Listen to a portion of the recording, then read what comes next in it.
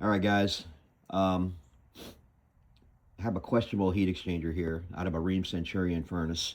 I am not an HVAC expert, but the furnace went down, kept shutting itself off, bypassed the limit switch, and it was not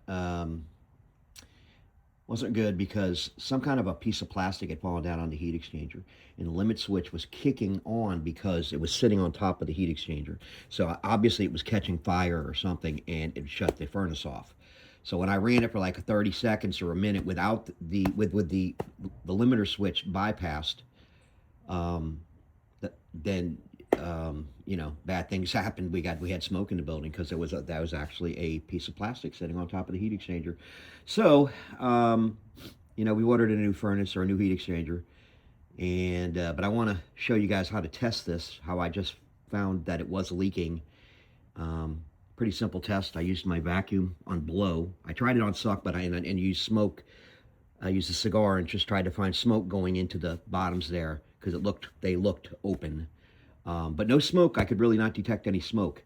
So what I did was hook my vacuum on blow, and we're going to turn it on. We're going to cover the 3 holes because that will let the air out, and pressurize it. Basically pressurize the heat exchanger with the air and see if we get any bubbles down there. So let's see. Let's see if there's any leaks. Nothing yet. But here, I'm going to cover these holes in my arm. They're all covered. And now let's see. Oh boy. Yeah. I'd say we're getting some definite leakage.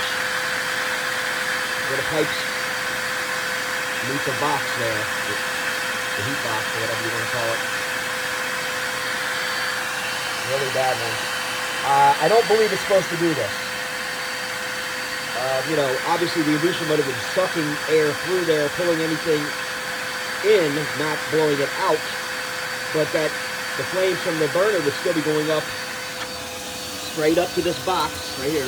They come up from here, down the pipe, and go up to this box, and then the inducer motor pulls the heat through here, which would also obviously pull whatever through here if those leaks, but I don't think it's supposed to leak at all. And any of you HVAC guys, feel free to comment and let me know if you think this is a bad heat exchanger. I believe it is. I'm not using it again. We ordered a new one, but let me know if it's supposed to do this.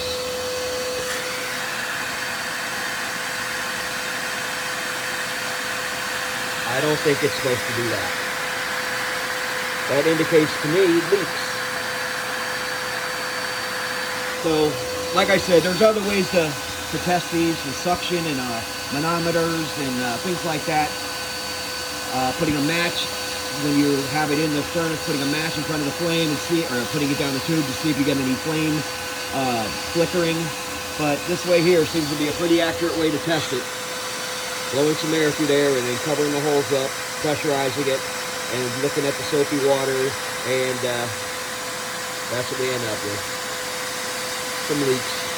Proof of failure, I believe.